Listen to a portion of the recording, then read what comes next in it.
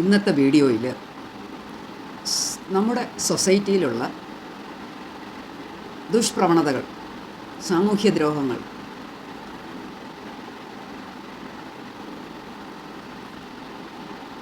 അതുപോലെ ചിദ്രശക്തികൾ, വർദ്ധിച്ചു വരുന്ന അക്രമങ്ങൾ, അതിക്രമങ്ങൾ, മാനേജ് ചെയ്യാവുന്നതിലധികം നമ്മുടെ യുവജനങ്ങൾ, ചെറുപ്പക്കാർ സാമൂഹ്യവിരുദ്ധ പ്രവണതകളിലേക്ക് നീങ്ങുന്നു. ഇത് എന്തുകൊണ്ട് വരുന്നു, എങ്ങനെ പരിഹരിക്കാം എന്നതിനെപ്പറ്റി എൻ്റെ അഭിപ്രായങ്ങളാണ് ഞാനിവിടെ രേഖപ്പെടുത്തുന്നത്. ഒന്നാമതായിട്ട്, നമ്മുടെ സൊസൈറ്റിയിൽ ചെറുപ്പക്കാരുടെ എണ്ണം, അതായത് ചെറുപ്പക്കാരെ നമുക്ക് 2-3 തരമായിട്ട് തരംതിരിക്കാം. ഒന്ന്, ഏതെങ്കിലും ഒരു സ്ഥാപനത്തിൽ തുടർ വിദ്യാഭ്യാസവും അതിനെ തുടർന്ന് ജോലിയും കിട്ടി ആ സ്ഥാപനത്തിൻ്റെ ഡിസിപ്ലിൻ അനുസരിച്ച് ജീവിച്ചു പോകുന്ന ഒരു വിഭാഗം. രണ്ടാമത്തെ വിഭാഗം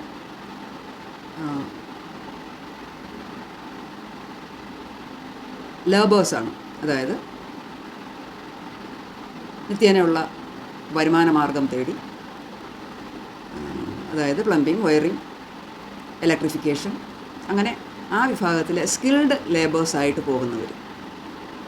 അവർ ഏതെങ്കിലും ITIയോ സർട്ടിഫിക്കറ്റ് കോഴ്സുകളോ അല്ലെങ്കിൽ ഒരു ട്രെയിൻഡ് ഒരു ആളിൻ്റെ കീഴിൽ കുറേ നാൾ പഠിച്ച അനുഭവത്തിലോ ഒക്കെ അങ്ങനെ സ്കിൽഡ് ലേബേഴ്സായിട്ട് പോകുന്ന രണ്ടാമത്തെ വിഭാഗം. മൂന്നാമത്തെ വിഭാഗം എന്ന് പറയുന്നത് നല്ലൊരു സ്കൂൾ വിദ്യാഭ്യാസമോ തുടർന്നുള്ള വിദ്യാഭ്യാസമോ, മിനിമം സ്കൂൾ വിദ്യാഭ്യാസം പോലും ഇല്ലാതെ ഡ്രോപ്പ് ഔട്ടായവർ, മറ്റ് സ്കിൽഡ് ലേബേഴ്സ് വർക്കുകൾ, ജോബുകളൊന്നും പഠിച്ചിട്ടില്ലാത്തവർ, ഒന്നും ചെയ്യാത്തവർ.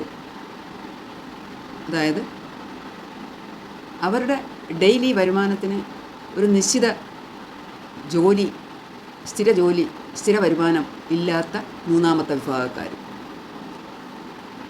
അപ്പോൾ ഒന്നാമത്തെ വിഭാഗക്കാരെ സംബന്ധിച്ചിടത്തോളം അവർ പഠിത്തത്തിൽ മുൻപന്തിയിൽ നിന്നും അവരുടെ വീട്ടുകാർക്ക് ശ്രദ്ധിക്കാൻ പറ്റി, അവർക്ക് വേണ്ട കെയർ സ്കൂളിൽ നിന്നും വീട്ടിൽ നിന്നും ഒക്കെ കിട്ടി, അവർ പഠിച്ചു. ആ പഠിത്തത്തിൽ നിന്നുകൊണ്ട് തന്നെ അവർ ഹയർ ലെവലിലേക്ക് പോവുകയും സ്ഥിര വരുമാനത്തിന് ജോലി നാട്ടിലോ വിദേശത്തോ ഇവിടെ പ്രൈവറ്റായിട്ടോ എയ്ഡഡായിട്ടോ അൺഎയ്ഡഡായിട്ടോ ഒക്കെ അവർക്ക് ജോലിയുമായിട്ടുണ്ട്. രണ്ടാമത്തെ വിഭാഗക്കാർ സ്കൂളിൽ നിന്ന് നേരത്തെ ഡ്രോപ്പ് ഔട്ടാവുകയോ 10ാം ക്ലാസ് വരെ എത്തുന്നതിന് മുമ്പ് പോവുകയോ അല്ലെങ്കിൽ 12ാം ക്ലാസ് വരെ പഠിച്ചിട്ട് പുറത്തിറങ്ങുകയോ ചെയ്ത് തുടർ പഠനം സാധ്യമല്ലാതെ അല്ലെങ്കിൽ ഇഷ്ടമില്ലാതെ താല്പര്യമില്ലാതെ അവർ ചെറിയ കോഴ്സുകൾ, ഏതെങ്കിലും ITIയോ സർട്ടിഫിക്കറ്റ് കോഴ്സുകളോ പ്ലംബിംഗ്, വയറിംഗ്, ഇലക്ട്രിഫിക്കേഷൻ അതുപോലെയൊക്കെയുള്ള സ്കിൽഡ് ലേബേഴ്സ് വശമാക്കി മുന്നേറി പോകുന്നവർ ഞാൻ നേരത്തെ പറഞ്ഞു, അവരും സ്കൂളിൽ നിന്ന് ഡ്രോപ്പ് ഔട്ടാണ്. മൂന്നാമത്തെ വിഭാഗവും സ്കൂളിൽ നിന്ന് നേരത്തെ ഡ്രോപ്പ് ഔട്ടാണ്. അവർ 10 ക്ലാസ് പോലും എത്തുന്നതിന് മുമ്പ് സ്കൂളിൽ നിന്ന് പല കാരണങ്ങളും കൊണ്ട് ഡ്രോപ്പ് ഔട്ടായിപ്പോയി.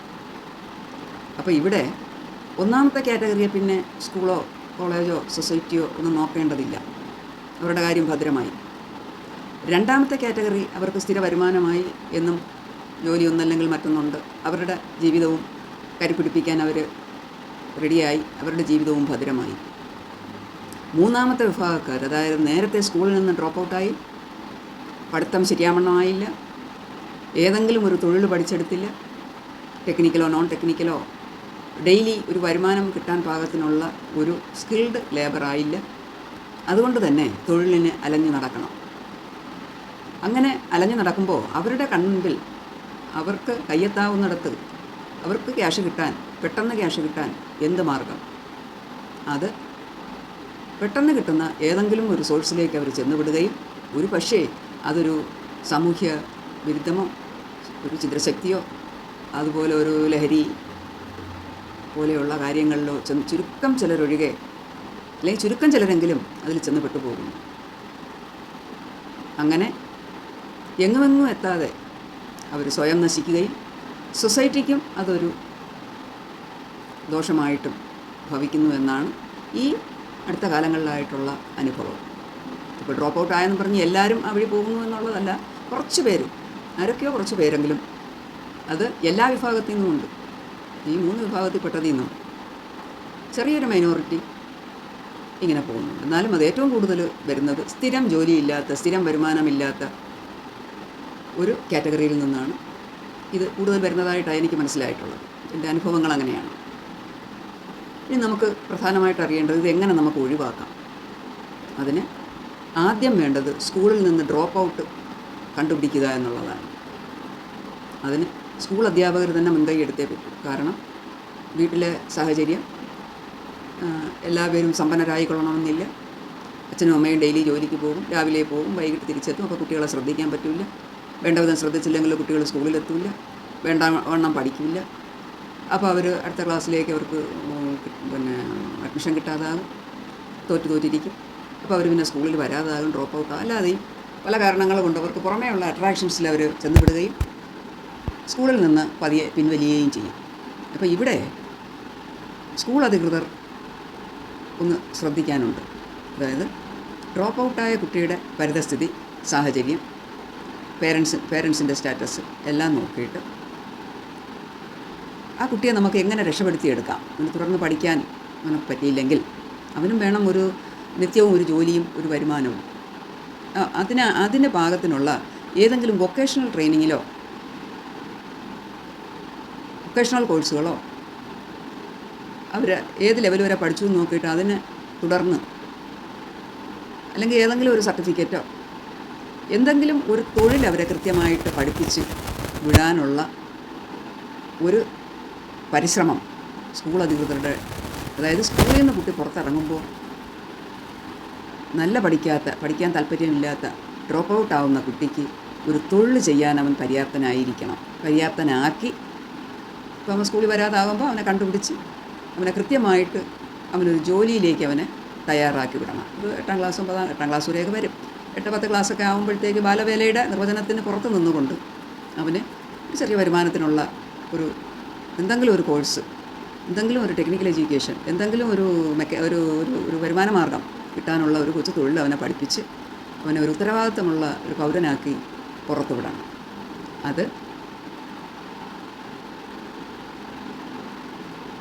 പഞ്ചായത്ത് വഴിയോ അല്ലെങ്കിൽ സാമൂഹ്യ ക്ഷേമ വകുപ്പ് വഴിയോ അല്ലെങ്കിൽ ലേബർ ഡിപ്പാർട്ട്മെൻറ്റ് വഴിയോ അല്ലെങ്കിൽ പോലീസ് ഡിപ്പാർട്ട്മെൻറ്റ് വഴിയോ ഇന്നത്തെ വിങ്ങുകൾ കാണും. ഈ കുട്ടികളുടെ ക്ഷേമപ്രവർത്തനങ്ങൾ നോക്കുന്ന ഡിപ്പാർട്ട്മെൻറ്റ് വഴി, ഗവൺമെൻറ്റിൻ്റെ നയരൂപീകരണം വഴി ഇതുപോലുള്ള കുട്ടികളെ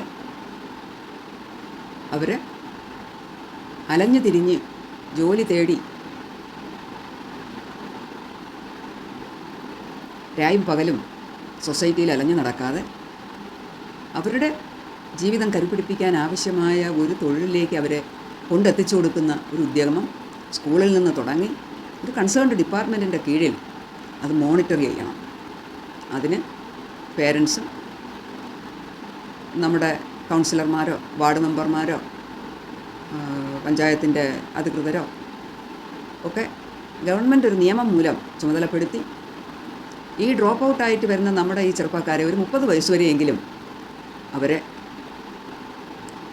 ഒരു രേഖകളോ ഒരു ഡിസിപ്ലിനോ ഇല്ലാതെ അത് തുറന്നു വിടാതെ നമ്മുടെ ചെറുപ്പക്കാരിൽ, അതായത് കുറേ പേര് അവർ ഏത് ഡിപ്പാർട്ട്മെൻറ്റിൽ വർക്ക് ചെയ്യുന്നോ അല്ലെങ്കിൽ അവിടുത്തെ ഒരു ഡിസിപ്ലിനിൽ അവരങ്ങ് പൊയ്ക്കോളും.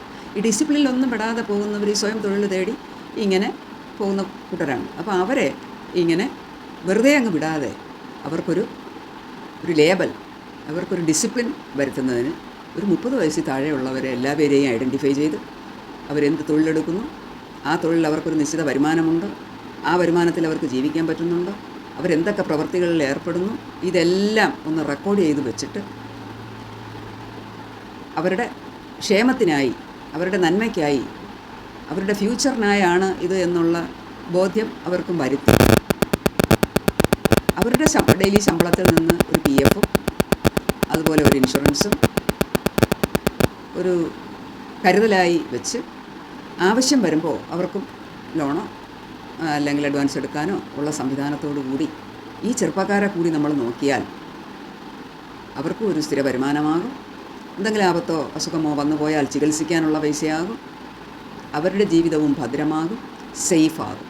അപ്പോൾ അതിന് നമ്മൾ സ്കൂളിൽ നിന്ന് കുട്ടികൾ പുറത്ത് പോകുമ്പോൾ തന്നെ അവരെ കണ്ടുപിടിച്ച് അവരുടെ പ്രായത്തിനനുസരിച്ച് അവരെ ട്രെയിൻ ചെയ്യിച്ച് കൊച്ചു കൊച്ചു ജോലികളിൽ, കൊച്ചു കൊച്ചു വരുമാന മാർഗങ്ങളിൽ കൂടെ, കൊച്ചു കൊച്ചു തൊഴിലധിഷ്ഠിത കോഴ്സുകളിലൂടെ അവരെ മുൻപോട്ട് കൊണ്ടുവന്ന് ഏതെങ്കിലും ഒരു ഡിപ്പാർട്ട്മെൻറ്റിൻ്റെ കീഴിൽ അവരെ നിരീക്ഷിച്ച് അവർക്ക് വേണ്ട ഫണ്ട് അവരിൽ നിന്ന് തന്നെ കണ്ടെത്തി അതിൽ നിന്ന് മിച്ചം സമ്പാദിക്കുന്ന ശീലം വളർത്തി കൊണ്ടുവരാൻ ഗവൺമെൻറ് ഒരു നയരൂപീകരണത്തിലൂടെ ഏതെങ്കിലും ഒന്നിലധികമോ ഡിപ്പാർട്ട്മെൻറ്റുകളെ ചുമതലപ്പെടുത്തി ഈ ചെറുപ്പക്കാരെ അലഞ്ഞു തിരിഞ്ഞ് സ്വയം തൊഴിൽ തേടി നടക്കാതെ അവരെ ഒരു ചിട്ടവട്ടത്തിനകത്ത് അവരെയും നിലനിർത്തിയാൽ ഒരു പക്ഷേ നമ്മുടെ സൊസൈറ്റിയിൽ ഇന്ന് കാണുന്ന ഈ പ്രശ്നങ്ങൾക്കൊരു പരിധി വരെ പരിഹാരം കണ്ടെത്താൻ കഴിയുമെന്നാണ് എനിക്ക് പറയാനുള്ളത്. നിങ്ങളുടെ അഭിപ്രായങ്ങളും നിർദ്ദേശങ്ങളും കമൻ്റായി ചേർക്കുമെന്ന് പ്രതീക്ഷിക്കുന്നു.